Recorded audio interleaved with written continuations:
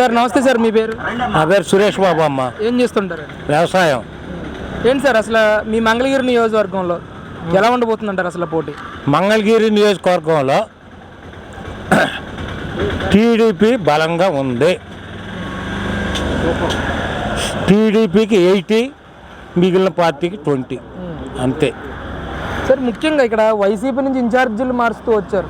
గతంలో ఆళ్ళ రామకృష్ణరెడ్డి గారిని, తర్వాత గంజి చిరంజీవి కానీ, ఇప్పుడు మురుగుడు కమల గారికి ఇన్ఛార్జ్గా నియమించి ఒక నిర్ణయం కూడా తీసుకుంటా ఉన్నారు. మరి వీళ్ళు ముగ్గురు కలిసి వస్తే ఎలా ఉంటుంది అంటారు? అసలు వాళ్ళ ముగ్గురు కలిసి వస్తే వచ్చే 20లో కూడా 5% మైనస్ అవుతుంది అంటారా? అది అంటే 10 ఏళ్ళు ఎమ్మెల్యేగా చేశారు కదా ఆళ్ళ రామకృష్ణరెడ్డి గారు. ఎవడికి చేశాడు? ఏ ఊరికి చేశాడు? రోడ్లు బాగా లెంగాడు. ఏమన్నా వేసాడా? ఏమన్నా కనీసం పగలగొట్టా ఓకే, 4 బస్సులు తప్పుకునేటట్టు పగలగొట్టా ఓకే, అంతవరకు. ఏది రోడ్డు వేసింది? ఏది ఎందుకు పగలగొట్టాల్సి వచ్చింది అంటే నీకు ఓటే లేదని కక్షతోటి నువ్వు పగలగొట్టావు. అది జనాభాలో ఉండ మెయిన్ థీమ్ అది అమ్మ. అది వాడు ఏం చేశాడు? సెంట్రల్ గవర్నమెంట్ బియ్యం పంపిస్తుంటే నా బియ్యం కింద ఇచ్చుకున్నాడు వాడు. మోడీ గారు డబ్బులు పంపిస్తుంటే నా డబ్బులని వేసాడు. ఎంతమందికి వేసాడు? 10 మందికి ఇస్తే 4గురికి పడ్డాయి, 6గురికి పడలా. మోడీ గారి డబ్బులు అందరికీ పడ్డాయి. అది సంగతి. అంటే వ్యవసాయ పరంగా ఎలాంటి న్యాయం జరిగిందంటారు? వ్యవసాయ పరంగా ఈడు వచ్చిన తర్వాత అసలు దరిద్రం పట్టిపోయింది. అది యూరియా కట్టల రేట్లు చూస్తేనేమో సుక్కల్లో చూస్తున్నాయి, రైతు అమ్ముకోవాల్సి వస్తేనేమో కింద చూస్తున్నాయి. అది ఏ పైరైనా ఏ వస్తువైనా రైతు తినే నోటికాడికి వచ్చినప్పుడు ప్రకృతి కూడా విలయతాండవం చేసింది. ప్రకృతి కూడా రైతుల మీద కక్ష కట్టింది. అది మీరు ఈ తాష్టుడికే ఎందుకు గెలిపించుకున్నారా, మీరు సావండ్రా అని చెప్పి ప్రకృతి ఆ రకంగా కరుణించింది అనమాట. అది సంగతి. రైతు భరోసా కేంద్రాల ద్వారా మేలైన విత్తనాలు కానీ, అలాగే సబ్సిడీలో ఎరువులు కానీ అందిస్తున్నాం అంటా ఉన్నారు కదా, ఎలా ఉంది అసలు రైతు భరోసా కేంద్రాల పని? రైతు భరోసా కేంద్రంలో అందరూ ఎంప్లాయీస్ అమ్మ.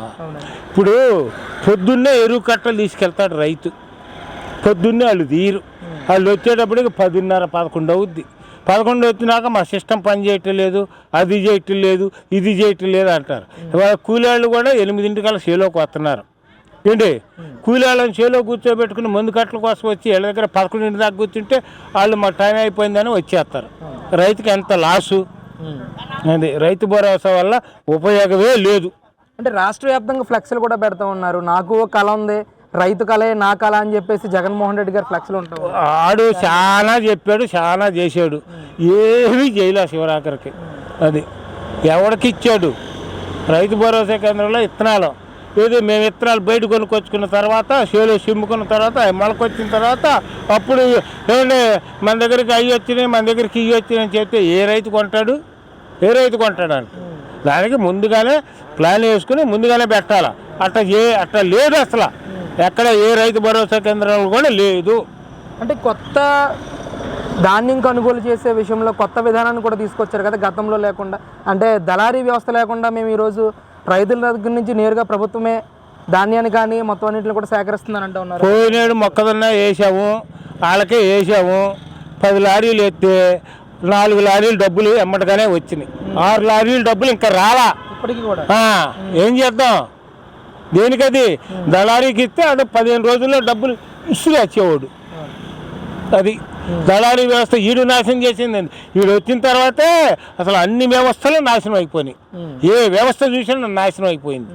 కరెంటు 9 గంటలు ఇచ్చేవాడు నిక్కచ్చిగా, ఇవాళ 6 గంటలు చేశాడు.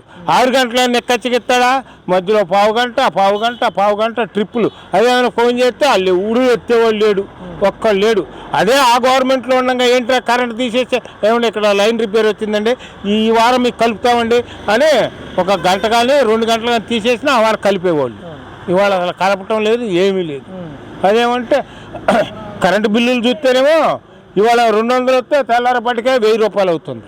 ఇదేంద్ర బాబు ఏమో ఇంట్లో ఉన్న మొగుడు పిల్లల మీద అదే ఫ్యాను అదే ఇది కదా అంటే అదేమంటే పోయిన ఎప్పుడో ఆడి అయ్యి చేసినప్పుడు కూడా కలిపేస్తున్నాడు. గతంలో ఎలా ఉండేవి కరెంటు బిల్లులు అనేవి కూడా? కరెంటు బిల్లులు అనేవి ఎవరికైనా యూనిట్ ప్రకారం వచ్చేదమ్మా. యూనిట్ కాస్ట్ 10 రూపాయలు ఉండేది, దాని ప్రకారం పడేది. ఈ సబ్సిడీ ఇదని అదని ఇదని పోయిన జన్మలో బొగ్గు కట్టలేదని దీన్ని కట్టలేదని ఎవడు వేసేవాడు కాదు. ఇవాళ అన్నీ వేస్తున్నాడు. గూటి కట్టల కానా నెడుతున్నాడు. వాడు ఇచ్చే 15,000 రూపాయలు అమ్మఒడి అంటాడు, బొమ్మఒడి అంటాడు, అది అంటాడు, ఇది అంటాడు. ఎక్కేటప్పుడు ఏం చెప్పాడు, ఇంట్లో 4 5 మొత్తానికి మనిషికి 15,000 చొప్పున వేస్తాను అన్నాడు. తీరా ఎక్కిన తర్వాత ఏం చేశాడు, ఇంటికి ఒక్కడికే అన్నాడు. ఆ ఒక్కడికైనా ఇస్తున్నాడా? ఏదో ఒక ట్రిప్ పడితే ఒక ట్రిప్ పడతాం. అదేమంటే మీ ఆధార్ సరిలేదు, మీ అది సరిలేదు, ఇది సరిలేదు. అది అంతా నాశనం చేసేసాడు. అన్ని వ్యవస్థలు నాశనం అయిపోయినాయి. అది ఏంటి సార్ మరి రెండో అవకాశం కూడా అడుగుతున్నారు అసలు జగన్మోహన్ రెడ్డి గారు? రెండో అవకాశం ఇస్తే ఆంధ్ర రాష్ట్రం ఇదివరకు బీహార్ అయినట్టు అంతకన్నా దారుణంగా అవుద్ది. అది ఎవడైనా సరే మళ్ళీ ఈసారి ఆడే కావాలనుకుని ఓటేస్తే మళ్ళీ బీహార్ టైప్లో అవుద్ది. మరేంటి సార్ అసలు జనసేన, టీడీపీ, బీజేపీ పొత్తు కూడా ఖరారైంది.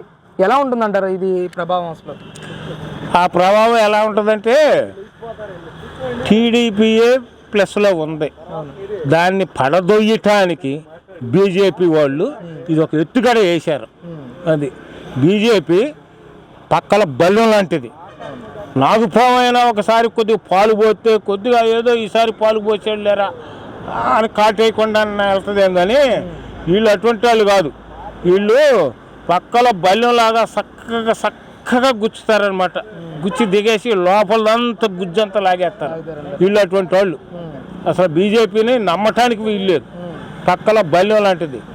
అది మరి వాళ్ళతోనే పొత్తుగా వస్తున్నారు. మరి వాళ్ళతోనే పొత్తుగా వస్తున్నారంటే మరి ఏం చేస్తాం? అసలు 10 సంవత్సరాలు పరిపాలన చేశారు బీజేపీ వాళ్ళు. వాళ్ళు కట్టిన ఈవీఎంల డబ్బులు ప్రజల సొమ్మే, వాళ్ళ జేబులో ఇవ్వాల. మీకు చేరిన ఈవీఎంలన్నీ ఇంకా చేరాల్సిన ఈవీఎంలన్నీ ఆ లెక్క చెప్పండి రా అంటే ఇంతమందికి ఒక్కరు చెప్పట్లా. ఆ ఎలక్షన్ కమిషనర్ కూడా మేలకుండా చేతులు కట్టుకుని మూగదొన్నలాగా కూర్చుంటున్నాడు. అది అంటే ఈవీఎం ట్యాంపరింగ్ జరిగిందంటారు కదా? గ్యారంటీ ఈసారి కూడా జరుగుద్ది. అది మరి ఈ పొత్తు గెలిచే అవకాశం ఉందంటారా? ఈసారి జనాభాలో అయితే ఉంది. ఆ ఈవీఎం ట్యాంపరింగ్ చేస్తే మనం చెప్పలేం. అది సంగతి. ఏంటి సార్ అసలు మీ మంగళగిరి నియోజకవర్గంలో పోటీ ఎలా ఉంటుంది అంటారు? ఇది చెప్పా కదా, 80% టీడీపీ, 20% అది అంతే. అంటే నారా లోకేష్ గారు గెలుస్తారని ఇంత కాన్ఫిడెంట్గా ఎలా చెప్తున్నారు? ఇవాళ నారా లోకేష్ ఓడిపోయిన మంగళగిరి నియోజకవర్గంలో ఆరోగ్య కేంద్రం అని చెప్పి ప్రతి 10 రోజులకు ఒకసారి ఒక్కొక్క ఊరు పెద్ద ఊరు అయితేనేమో 2 సార్లు పెడుతున్నాడు, చిన్న ఊరు అయితే ఒకసారి పెడుతున్నాడు. అది కాకుండా స్త్రీ శక్తి అని చెప్పి వాళ్ళకి అన్ని విషయాల్లో వాళ్ళని ముందుగా అంజికి తీసుకురావడానికి కృషి చేస్తున్నాడు. కృషి చేసి కుట్టు మిషన్లో ఇంకా వాళ్ళు ఏది కావాలంటే అది సహకారం అందిస్తున్నాడు. ఈ రకంగా ఏ పార్టీ వాడు కూడా చేయలే. అది సంగతి. ఖచ్చితంగా గెలుస్తారంటారు? గ్యారంటీ. ఈవీఎంలు ట్యాంపరింగ్ జరిగితే చెప్పలేము. అది ఒకవేళ ట్యాంపరింగ్ ఏమి లేకుండా అయితే పోటీలో నారా లోకేష్ గారు ఎన్ని ఓట్ల మెజారిటీ గెలిచే అవకాశం ఉంది? ఎన్ని ఓట్ల మెజారిటీ అనేటప్పటికి రోడ్డుకి పడమట పక్క వాళ్ళల్లో 10 నుంచి 14 మధ్యలో కనుక మెజారిటీ వస్తే ఇటు గట్టిగా 65-70 మధ్యలో వస్తుంది. 65-70.